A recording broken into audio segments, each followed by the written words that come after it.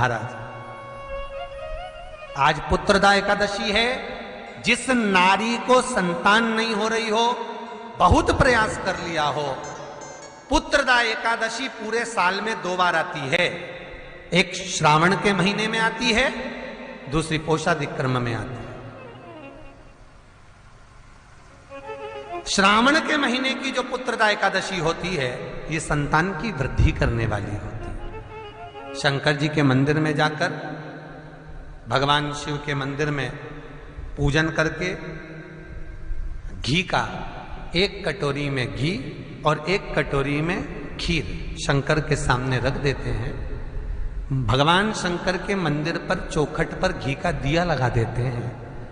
शंकर जी की चढ़ी हुई 1 बेलपत्र साथ में रखें और 1 बेलपत्र को उठाकर शंकर जी के मंदिर की चौखट पे ही बैठकर चबा चबा कर खा लेते हैं। जो 1 बेलपत्र लेकर आए हैं वो अपने पति को खिला देते हैं। कहते हैं पुत्रदा एकादशी के दिन ये कर लेने पर संतान की प्राप्ति हो जाती है, पुत्र की प्राप्ति हो जाती है। ये वो एकादशी है। पवित्र एकादशी कहते हैं अथवा पुत्रदा एकादशी कहते हैं। कहते हैं जो श्रावण मास की इस एकादशी का व्रत करता है उसे एक वाजपेयी यज्ञ का पुण्य प्राप्त होता है।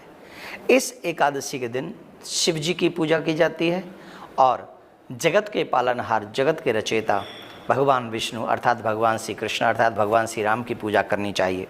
जो व्यक्ति श्रद्धापूर्वक इस एकादशी का व्रत करता है, ये एकादशी का पुण्य बहुत बड़ा वाजपेयी यज्ञ का फल मिलता है मात्र 1 दिन में व्रत करने से।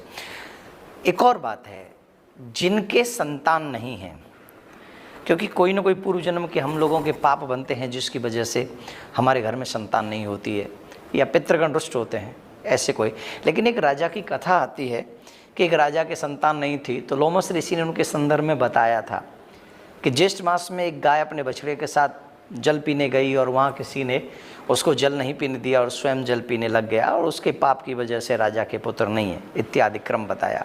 तो वहाँ के लोगों ने श्रावण मास की इसी एकादशी का व्रत किया जिसे हम पुत्रदा एकादशी कहते हैं और उसके बाद उन लोगों ने व्रत करके वो पुण्य राजा को दिया और राजा को पुत्र हुआ। तो मैं आप सबसे भी आग्रह करूंगा, ये श्रावण मास की पवित्र एकादशी है, इसमें शिव जी का भी ध्यान करें और संयोग से इस समय यहाँ पार्थिव शिवलिंग का निर्माण हो रहा है, तो हम शिव की भी आराधना करें, पूजा करें और श्री कृष्ण नारायण की भी पूजा करें विधि विधान से। इसके लिए अर्ली इन द मॉर्निंग उठें, उस स्नान करें, बिना स्नान किए चाय और कुछ न पिएं। स्नान के बाद संकल्प करें, संकल्प के बाद भगवान का पूजन करें, पूजन के बाद फिर हम उसी संकल्प में एकादशी का व्रत करें, ये भाव रखें। फिर ज़्यादा से ज़्यादा हम लोग भजन करें, परोपकार करें, दान पुण्य करें। इन भावना के साथ अगर हम पुत्रदा एकादशी का व्रत करेंगे तो निश्चित जो निसंतान हैं उन्हें संतान की प्राप्ति होगी और जो ये सब नहीं चाहते और पुत्र नहीं चाहते, जिनको भगवान की कृपा से पुत्र हैं, उन्हें निश्चित तौर पे एक वाजपेयी यज्ञ का फल मिलेगा। तो आइए हम सब करते हैं पुत्रदा एकादशी, श्रावण मास के शुक्ल पक्ष की एकादशी का व्रत करें और हम सबका भगवान कल्याण करें। कोई बेकार भोजन हमें ग्रहण नहीं करना, श्रेष्ठ भोजन ग्रहण करिए दशमी के।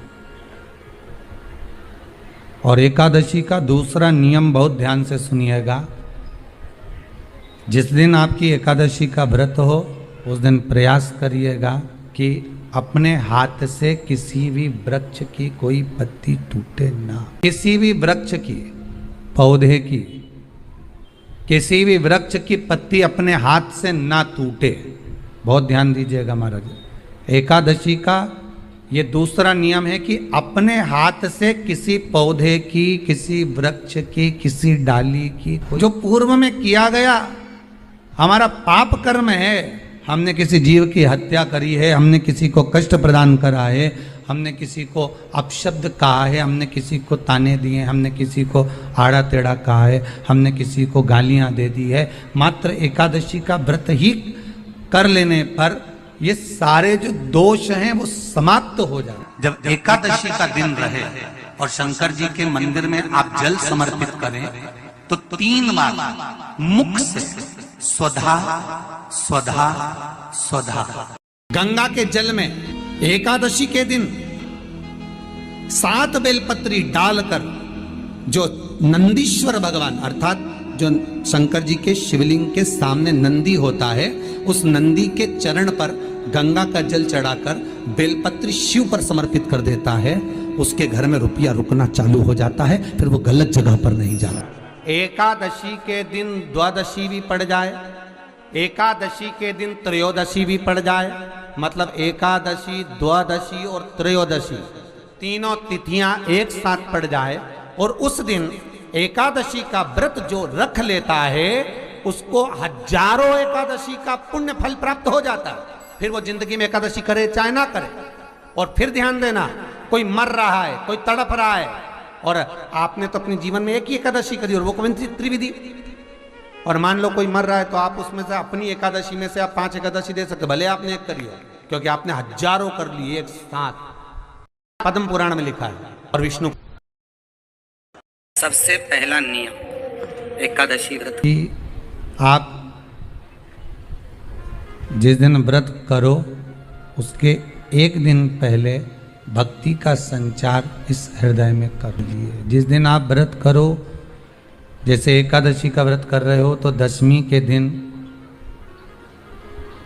शाम का समय जब आवे, रात्रि जब होने लगे, शाम का समय आवे, और रात्रि का आप जब भोजन ग्रहण करो तो उस भोजन में कोई ऐसा पदार्थ ग्रहण मत करिए जिस पदार्थ के कारण आपकी एकादशी बिगड़ जाए। हमारे हिंदू धर्म, हमारा शास्त्र कहता है, हमारे शास्त्र, हमारे वेद डॉक्टर वर्णन करते हैं कि पीपल के पत्ते को अगर एकादशी और द्वादशी के दिन एक तांबे के पात्र में गला कर रख दिया जाए और उस पानी का आचमन 3 बार करा जाए तो जिसकी नाड़ियां चोक भी हो जाती है, डॉक्टर बोले इसका बाईपास करना पड़ेगा, उसको केवल 3 आचमन पानी एकादशी और द्वादशी को पीपल के पत्ते का कराया जाए तो अंदर की नाड़ियां भी खुल जाती हैं। महाराज, शिव पुराण तो यहां तक कहती है कि मान लो डॉक्टर कह रहा है कि ऑपरेशन से डिलीवरी होगी, ऑपरेशन से बच्चा होगा, 7 गुड़ की छोटी छोटी डलियां ले लीजिए